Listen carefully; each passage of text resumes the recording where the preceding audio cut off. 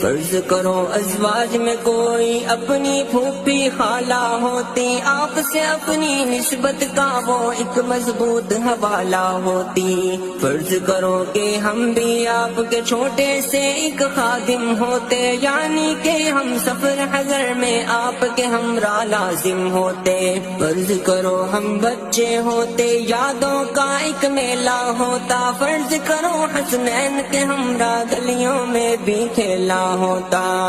اسد کیا تم پاگل ہو جو الٹی سیدھی بات کہی ہے، فرض کرو ہم ایسے ہوتے، فرض کرو ہم ویسے ہوتے۔ دور نبوت پا لینا کیا اتنا ہی آسان ہوا ہے، اس کی قیمت دینے والوں پر عالم حیران ہوا ہے۔ حبشی بن کر اپنے جسم پہ کیا تم کوڑے کھاتے رہتے، انگار